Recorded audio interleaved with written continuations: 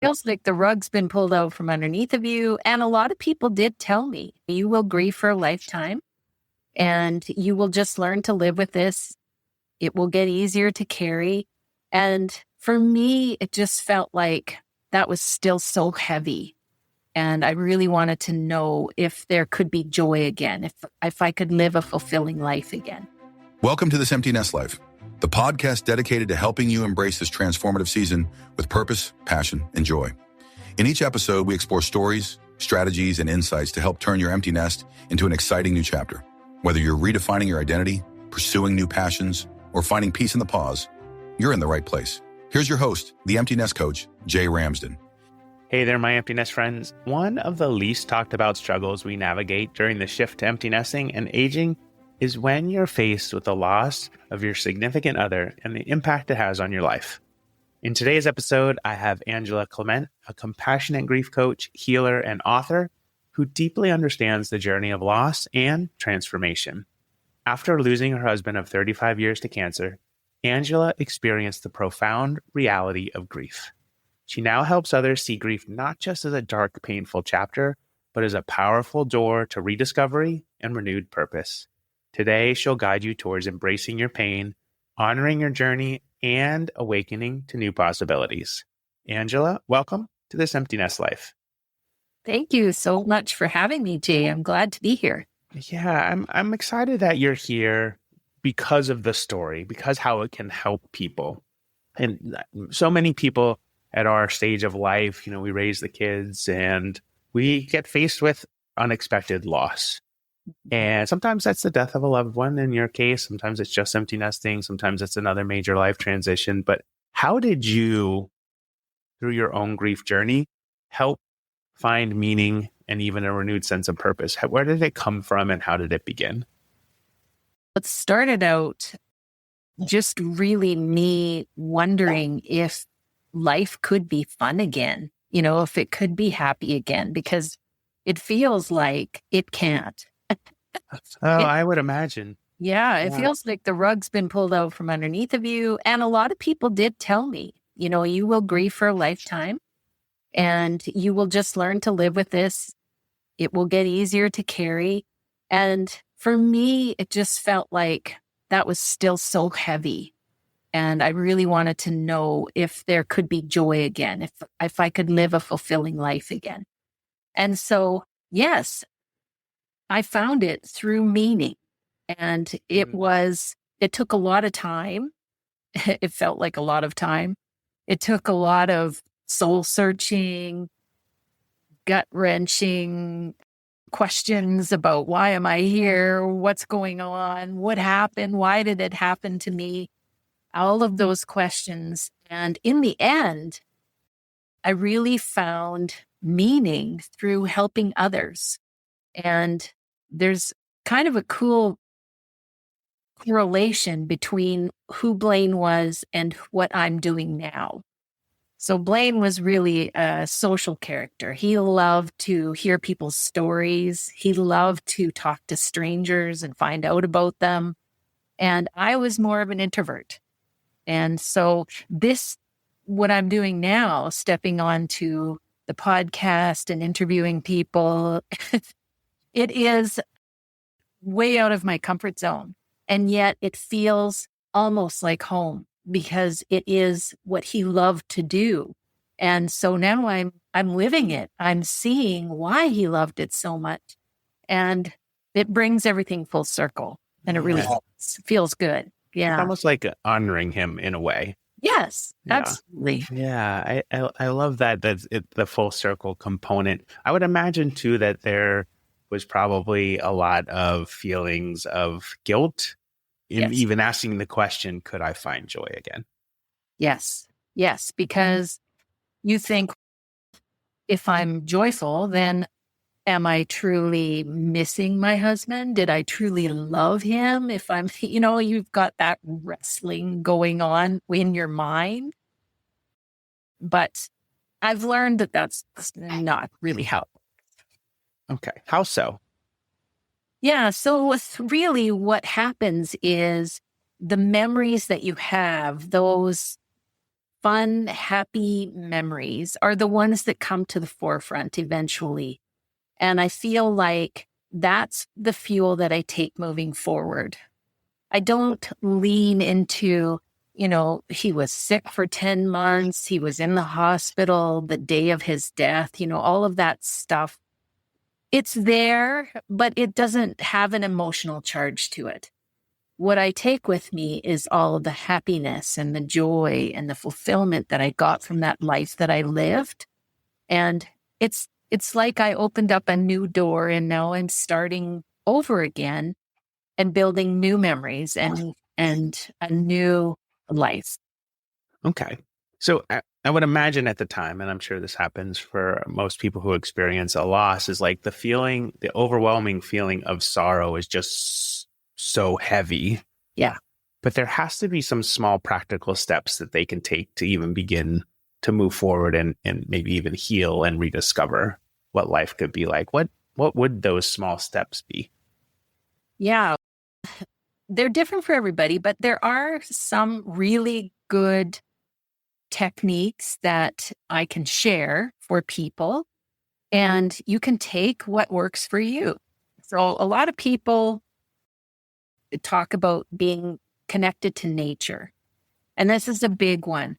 Going outside for a walk, seeing the trees, the sky, the sun is really healing all in itself. And it does bring up emotions often when you're in that silence and connecting with nature, but that is part of the healing process. It's part of the natural process that we go through. And so it is one of the ways that we can do that, but also just being creative in any way, cooking, writing, drawing, painting, knitting, any of those things where your mind is occupied in a way, but yet not in that space of, despair.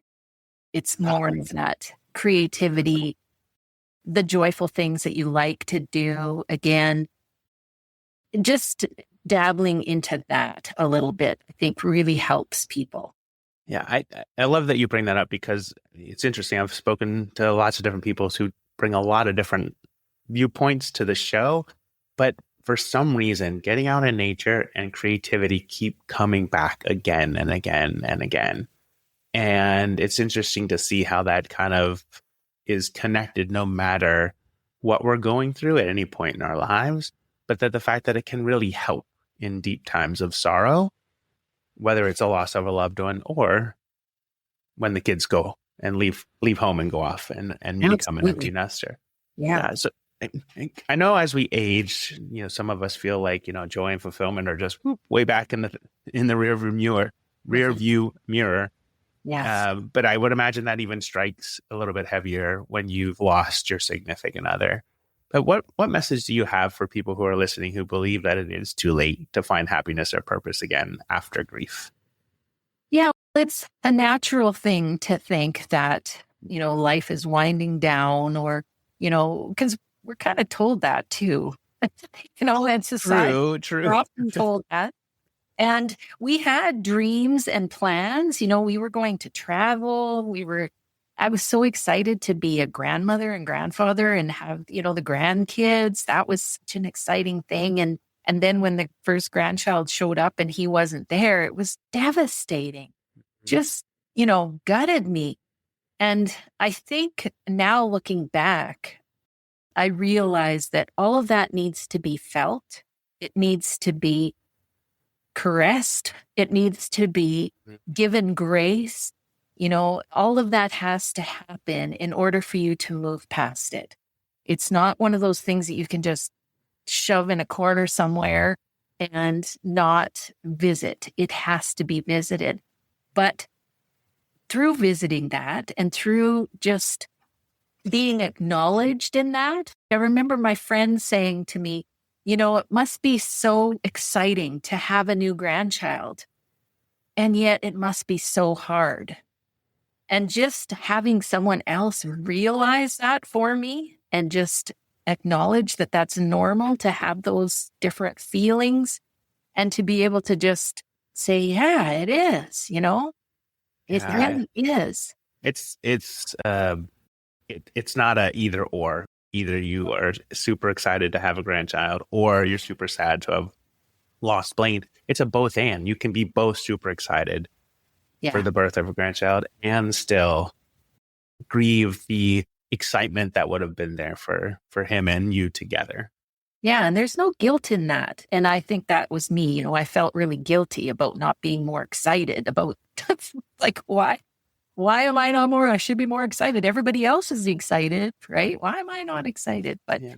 you know, it's just that still moving through that new heaviness of the emotion that comes with loss. Yeah.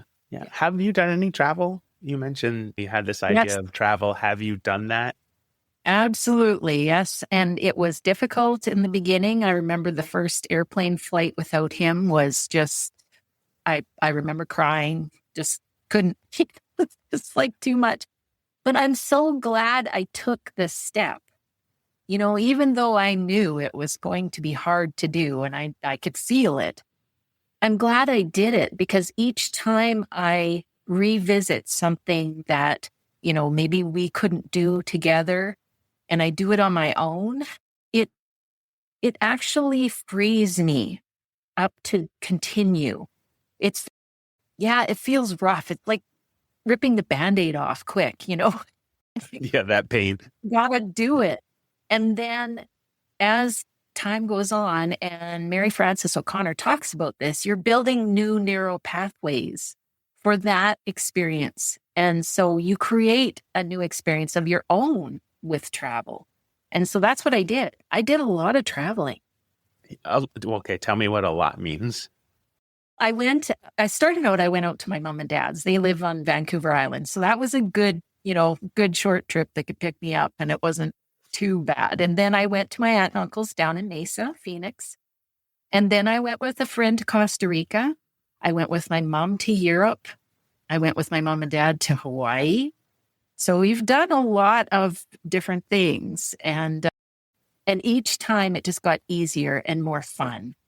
I also went on a trip to Bali with a friend as well who had lost her husband. So, Okay. yeah, lots of traveling. Lots of travel. Have you done any travel solo? Yes. The traveling solo, yes. When I went down to Arizona, I spent a week by myself in Sedona and just did a retreat on my own. A great place for healing. Yes. Yeah. And it was great because it was a one-on-one and every day was, 2 or 3 sessions with healers and, just different sound healing and all different kinds of stuff, breath work. And I came out of that a different person for sure. Yeah. I asked the question because I think it's important for people who are listening to see.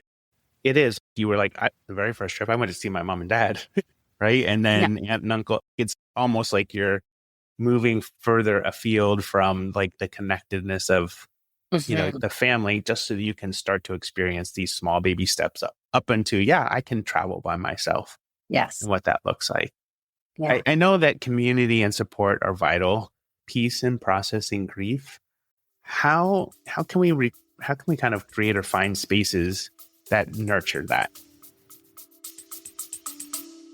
Stay with us. We'll be right back. Hey, my emptiness friend, if you're into this episode and you want even more, you might want to consider becoming a This Emptiness Live VIP for just $5 a month. That good old cup of coffee. You get access to exclusive extra content, bonus episodes, shout outs, and even meet and greets over Zoom. When you're ready, head over to podcast.thisemptinesslife.com and click on subscribe. It's a super chill way to support the show and connect with us a bit more. Okay, thanks for tuning in. Now back to the show.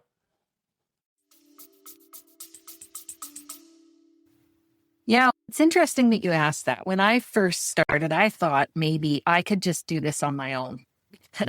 As I said, I was an introvert and I really didn't want to go talking to people about it. Felt like I was just going to cry and what good is that kind of thing. But then when I realized that I could help other people through what I'd been through, it just gave me a little bit of fuel to step out there a little bit. So I started with writing, actually. I wrote blogs And I shared them, which was scary in the beginning. But then, people are very receptive and they were very supportive. And so then I thought, okay, I got my grief certification course and I thought, I'm just going to start a small group, see who wants to come. And so I did that. That's been going on for just about, it's been be 3 years now. That group has been together. And so I find that community, as much as I set it up to help other people, it's helped me because I'm listening to their stories. They're acknowledging my grief. I'm acknowledging their grief. And we're sharing resources that we can use to help each other through what we're going through. And we've become kind of a family, which is kind of cool. So we meet every 10 days on Zoom. Anyone's welcome. And it's free. I'm not charging for it. It's just one of those things that I feel really good about doing.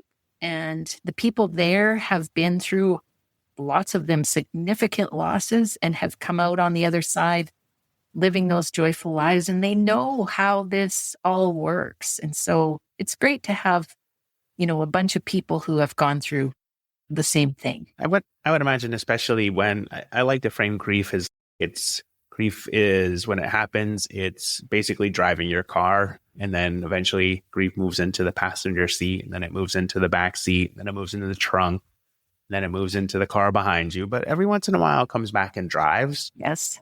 And, a memory, a song, whatever. Yep. And I would imagine the group is super helpful when those times come up for people. Absolutely. Yeah. Even just sharing your experience of that helps others because then they realize that it's normal for that to happen. And even me, it's been 4 years now, at the end of October here. And, I was at an anniversary celebration and they played our wedding song and it took my breath away and I had to leave for a minute. And that hasn't happened for a very long time. So, those waves come further away, further in between, you know what I mean? But when they do come, you just know what to do, right? I've learned the tools, I've learned the skills to handle that. And I'm just like, oh, here we go. All right, let's not leave people hanging. Like, you learn the tools and the skills. People will probably ask you, what are they? Tell me some more. Yeah. What are those things? I like to, if I can in the moment, I like to feel into that. So if I can get away and actually have a moment to just feel it and allow it, then I like to do that. But sometimes you're not in that space where you can do that. And so what I like to do is envision putting those emotions into a waiting room and saying, you know what, I'm going to get back to you on this. I can't do this right now. I've got other things going on, but I promise I'll get back to you. And then later that night, I often will just write in my journal what happened and it'll bring everything back up again. I could probably listen to that song again and it would probably do the same thing. And then you allow yourself to have that moment. You allow yourself to feel it and to give yourself, it's almost like I envision myself putting my arm around me and saying, you know what, it's okay because that was tough, right? Yeah. Yeah. You're almost like yourself now who's learned the skills is going back to comforting the person who you become in the instant when you hear the song or whatever it may be that triggers you. It's almost, I've learned these tools and I can still use them on myself in order to continue to move forward, and honor the loss, but also remember I still have life to live. Yeah, absolutely. I know your work involves a lot of energy healing and spiritual practices. How have those helped you? How do they help other people? What does that look like through the grief process?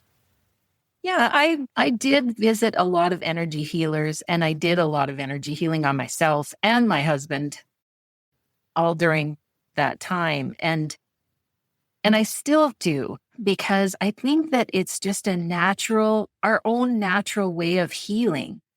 And when we're attuned to it, when we're attuned to energy and we can figure out how it flows through us, we can really use tools like meditation or breath work or sound to help us move that energy.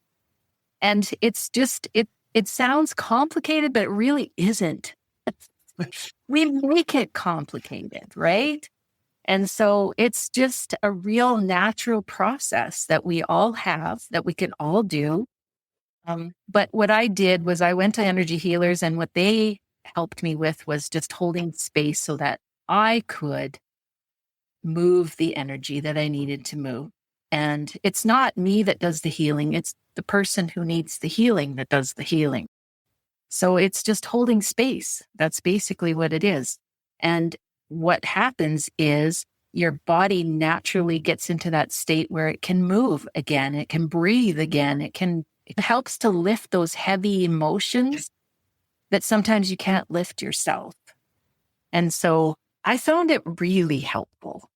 Yeah. And you use the term holding space. And I think for people who don't understand necessarily what that means, like we're both coaches, so we use that term kind of readily, but it is being just curious about what's going on.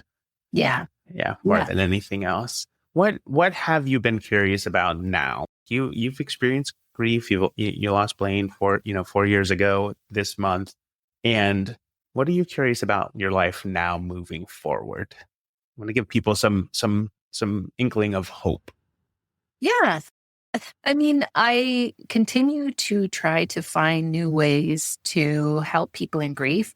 I'm continuing with the podcast because I learn so much by interviewing people, and I learn so much by being interviewed as well.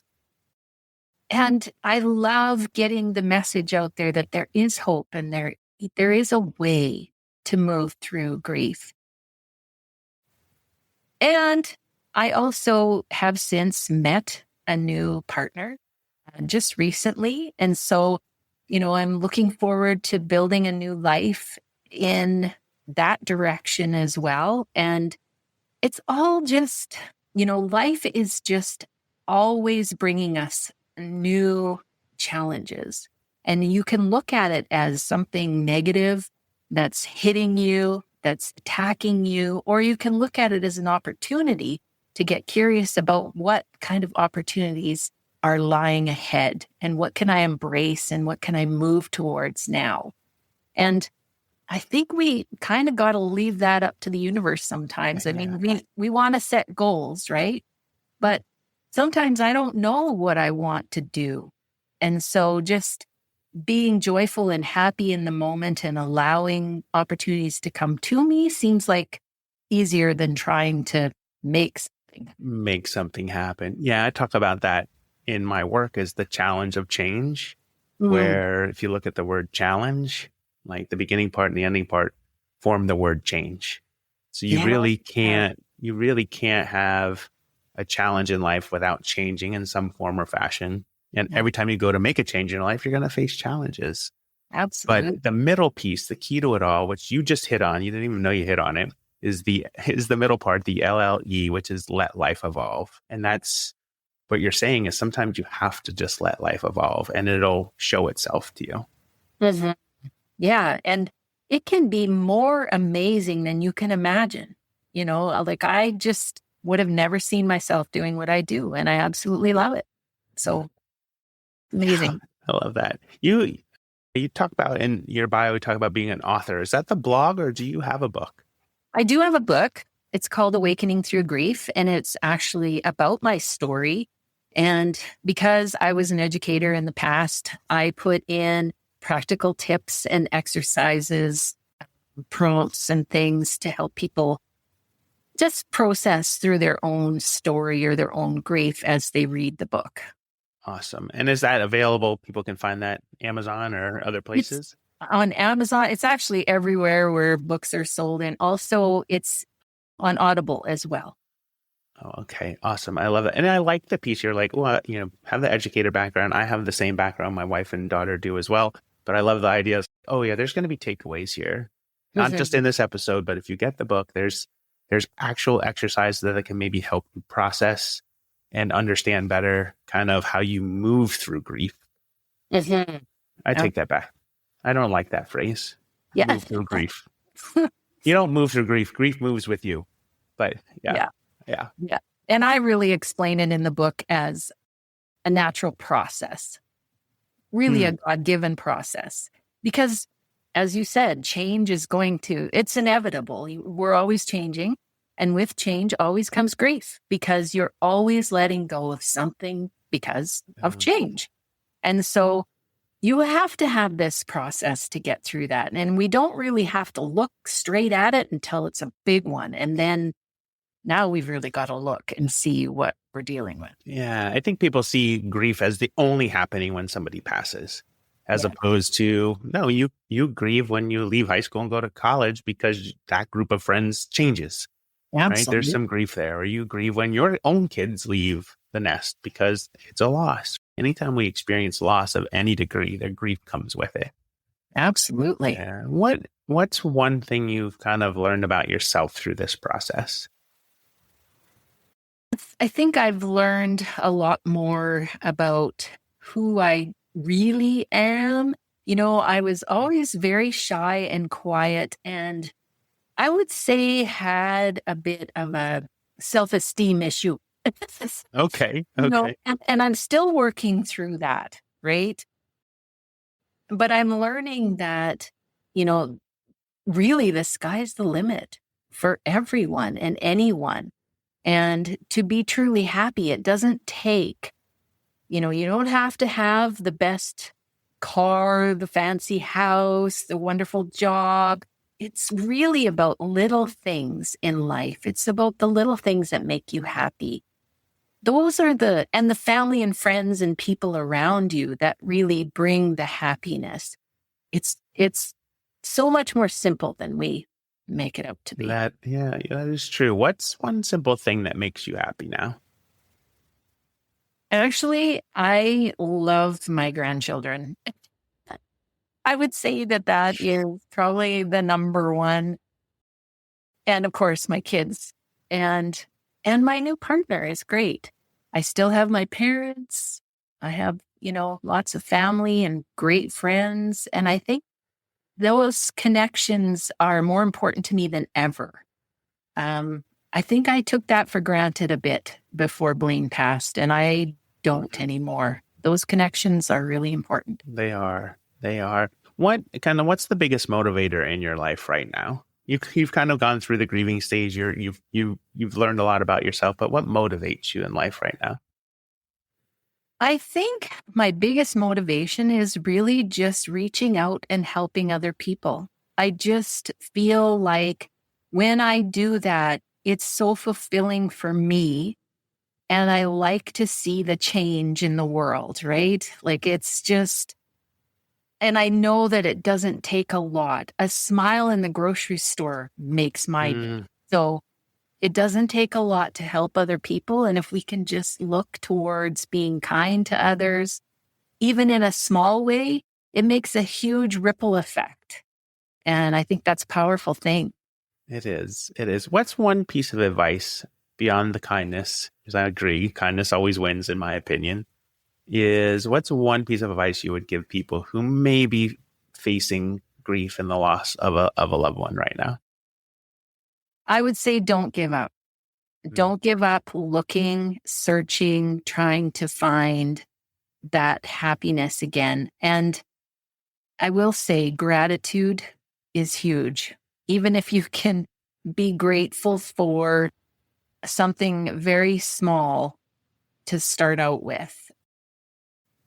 Just that mindset, that perspective change really makes a huge difference. Yeah, okay. For somebody who is, I can imagine they're saying, I don't even know how to even start being grateful. Yeah. That. What would that look like for them? Yeah. The way I started was I had a journal, and in it had 3 lines, 3 things that you would be grateful for. So you kind of had a little space to write what happened during the day, and then prompt. a little, and then it was 3 things you're grateful for. And one thing you do for kindness. One thing you did in the day for kindness. And I started in that journal, and at the beginning, it was really hard. It was like, I don't know what I'm for. I mean, I started it when my husband was sick, so I felt like there wasn't a lot to be grateful for. And as I went on, I think what the mind does, because you're thinking, okay, what is it that I'm grateful for? Like it starts to do the work for you. And eventually it gets easier to figure out what you truly are grateful for. And I started to see a common thread through all of my gratitude was often my family, the time I was spending with my family, the things that people did for me. And so then the kindness thing was another thing. I started to look for ways to be kind because I knew at night I would have to write that.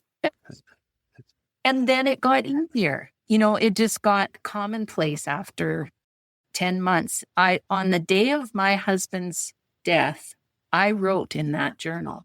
I wrote 3 things that I was grateful for and something I did that was kind. Wow. And it felt good to me. It was grounding in some way. Yeah. And I would imagine one of those things where maybe you were grateful that he wasn't in pain anymore. Yeah. And the way my kids, I watched my kids and I was just like so in awe of the way that they let go and just, held their father in that space. And they were so more mature maybe than I realized, I was thinking to myself, gosh, we did a good job. Raising those kids. Yeah. I'm so proud. Of course, you'd be grateful of that. Yeah. That's amazing. Angela, before I let you go, what's one wish for your future self? I think just joy. Just joy. I just hope for more joy, more happiness. Yeah. I love that. Thank you so much for sharing a little bit of your story and your journey, how you help people. I hope folks, as you're listening to this, if you're experiencing grief or you're going through something that is kind of feeling overwhelming, that and can see that there is actually maybe possibly some joy on the other side of it as you move through that. So thank you so much for being here, Angela. I appreciate it. Thank you so much for what you do. Thank you for listening to This Empty Nest Life. Remember, this chapter isn't an ending. It's an invitation to redefine, rediscover, and reignite your life. If today's episode sparked something in you, don't forget to take that first step and visit thisemptynestlife.com and click work with me to get the conversation started. Until next time, keep your heart open, your mind curious, and your spirit shining. This Empty Nest Life is a production of Impact One Media, LLC. All rights reserved.